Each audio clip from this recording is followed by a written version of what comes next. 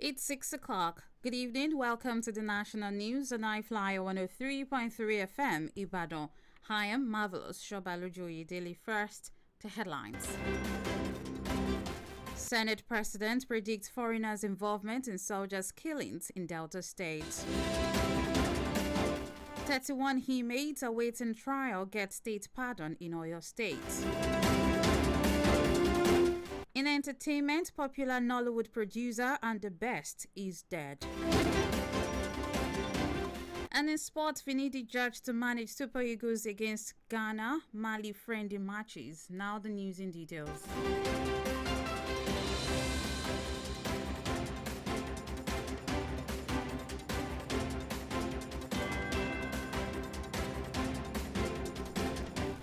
Senate President Godswill Akpabio said those involved in the killing of soldiers in Delta State may be foreigners.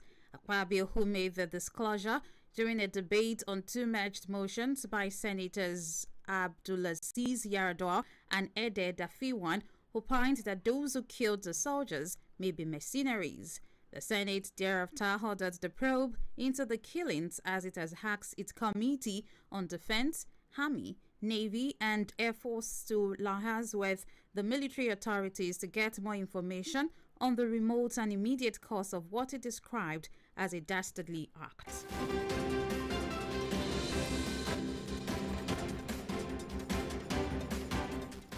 The House of Representatives Committee on Anti-Malaria, HIV and AIDS and Tuberculosis has given the Minister of Health and Social Welfare, Mohammed Pate, and the Permanent Secretary, Dajo Kacholum, a 72-hour ultimatum to appear before it over allegations of misuse of $300 million meant to tackle malaria since 2021. This is just as the committee threatened to order the arrest of the Permanent Secretary if she fails to honor the summons, having failed to appear before it after 3 invitations. The duo are also expected to answer questions on allegations of denying indigenous manufacturers of insecticide nets from participating in the contract for the procurement of the items and other related products.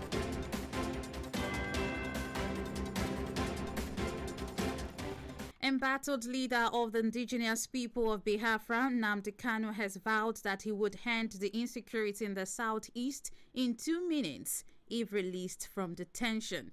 Kanu, who spoke while addressing newsmen within the courtroom of the Abuja Federal High Court today, said nobody in the southeast can counter his orders concerning the security situation in the region. The judge, however, ordered an accelerated hearing of the case involving Kanu, who is facing charges bordering on terrorism and treasonable felony.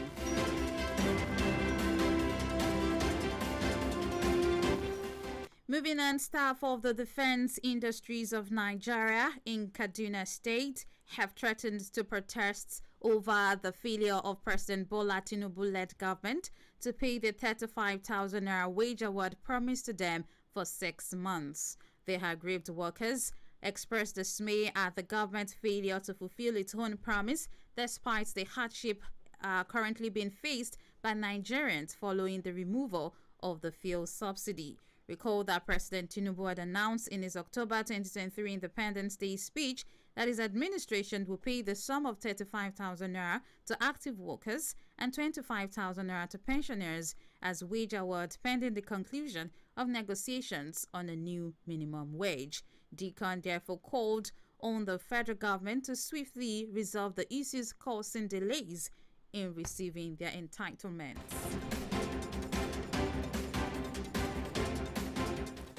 Meanwhile, the Benue State Governor, Professor Babagana Zulum, has approved 1 billion naira for the training of basic level teachers across the 27 local government areas of the state. Zulum, who announced the approval while inaugurating the newly appointed local government education secretaries in Maiduguri today, said the new appointees would administer the affairs of primary education in their respective local government areas. The governor noted that over 1,000 teachers who have O-level certificates as their highest qualification will undergo additional training that would allow them to attain minimum teaching qualifications. You are listening to the national news on I-FLIER 103.3 FM, Ibadan. The news continues.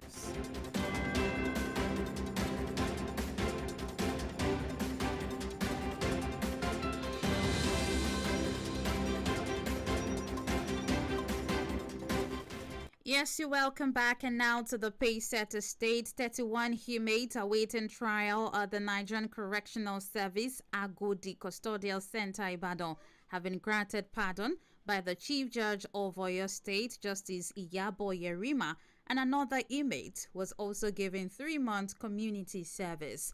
The 32 inmates who received the leniency included those pardoned for stealing, fighting, breach of peace, health grounds, and legal advice. Speaking with newsmen, Oyo State Chief Judge Justice Yerima noted that the Nigerian prisons are highly congested and concerted efforts would continue to be made to decongest the state custodial facilities.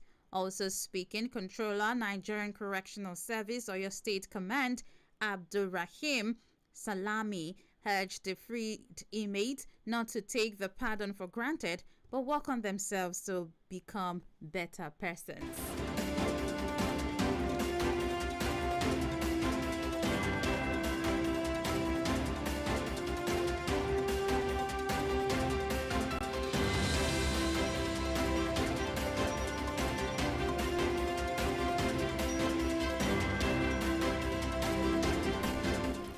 In entertainment gist for this evening, Nollywood producer Ikechukwu Nnadi, popularly known as Handy Best, is reportedly dead. Nnadi, who was said to be battling with a prolonged ailment, was confirmed dead at a private clinic in Owerri, the Imo State capital, today. Confirming the death of the movie producer, the convener of the Best of Nollywood Awards, Seun Oloketui, wrote in an Instagram post that Nnadi is late. Until his death, he was the chief executive officer of Handy Best Production and was behind the production of famous movies including Lion of Africa, White Poison, My Father's Cup, and many more. Meanwhile, his remains have been deposited at the Aladima mortuary in Owerri.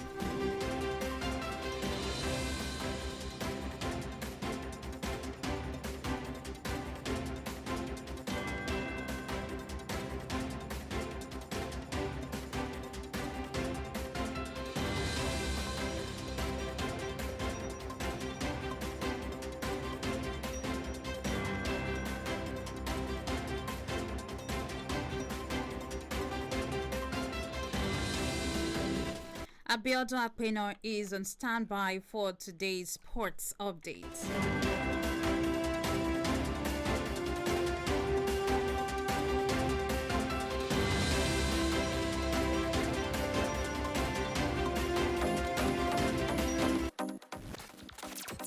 Now in sport news, the Nigerian Football Federation (NFF) has confirmed that Finidi George will be in charge of the Super Eagles when they face Ghana and Mali during the international break. The Super Eagles have been without a coach ever since the Jose Peseiro contract ended on February 29. However, the decision to have Finidi George in charge of the friendly matches was revealed on Super Eagles' Verify X handle, alongside with an image of Enyimba Gaffer meeting with the team official. In other news, the management of Shooting Star FC Football Club has condemned the physical harassment of Raymond Star striker Sikiru Alimi by some unidentified fans. The Raymond Star forward revealed on his Twitter handle that some fans physically assaulted him after March the 26th encounter between his team and Shooting Star. Reacting to the development, Shooting Star, in a statement issued by the club spokesman Tosin Omojola, expressed disappointment over the incident. The club also reiterated the unfortunate incident and also used this medium to apologize to the striker. Finally, in sport news, Nigeria and South Africa, and Algeria are currently in the tough battle for second position at the ongoing 13th African Game in Ghana. According to the official medals released on Tuesday morning by the organizers, Nigeria currently occupies a second position with 27 gold, 21 silver, and 30 bronze medals, while South Africa and Algeria are close in second and third position, respectively, at the ongoing African Game in Ghana. That is the sport news on I-FLIER 103.3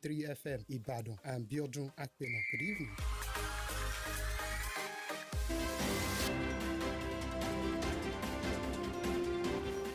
Samson Motoshaw is ready for today's editorial review.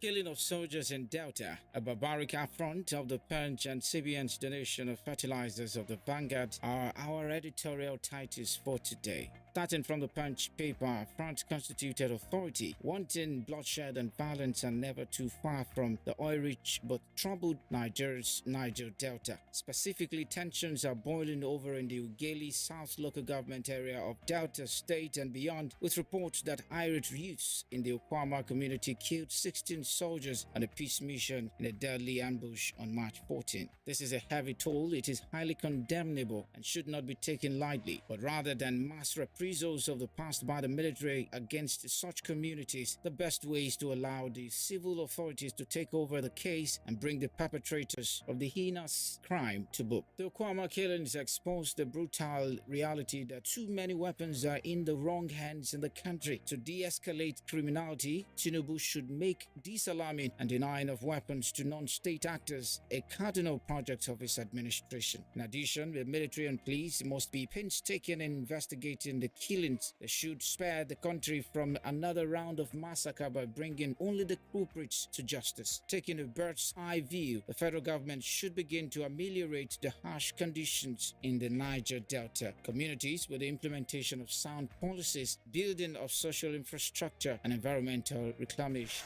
Now to the Vanguard. Governor of the Central Bank of Nigeria, Yemi Cardoso, last week handed over 2.15 million tons of fertilizers worth 100 billion naira to the Ministry of Agriculture and Food Security, Abubakar Kyari. He said it was the bank's contribution to the federal government's effort to drastically reduce the current unbearable cost of food. He said government's plan was to alleviate the hunger pandemic sustainably as from the third quarter of 2024. Coming at the onset of this year's farming season, the paper commended the CBN for its patriotic gesture. It believes that a massive return to the farms by Nigerians is the only way we can save ourselves from the creeping famine looming in the horizon. However, donating this huge amount of fertilizer is only the easy part of the drive to end the hunger. Stronger efforts must be made to see that these fertilizers are delivered to the farmers who need them.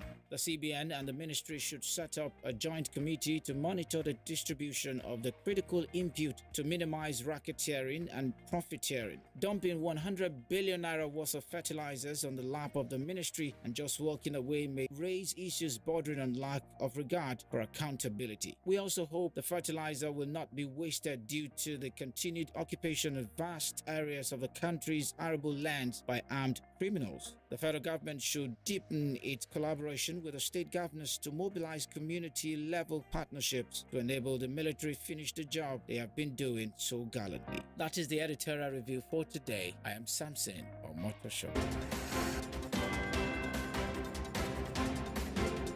And with the editorial review, we end the national news for today. But before I go, here's a recap of the main news. We have told you the Senate President has predicted foreigners' involvement in soldiers' killing in Delta State.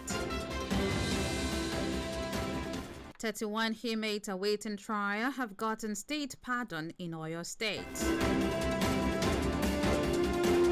Also in entertainment, you were told the popular Nollywood producer Andy Best is dead. And in sports, Finidi judged to manage Super Eagles against Ghana, Mali friendly matches. That's the news as packaged by Esther Tilola and edited by Detunji Mohammed. You can easily be our correspondent anywhere you are. Kindly send an email to high-flyer-newsroom@gmail.com and follow us on all our social media page at high-flyer 103.3 FM. Thanks for listening. I am Marvelous Sobaloju-Oyedele. Good evening.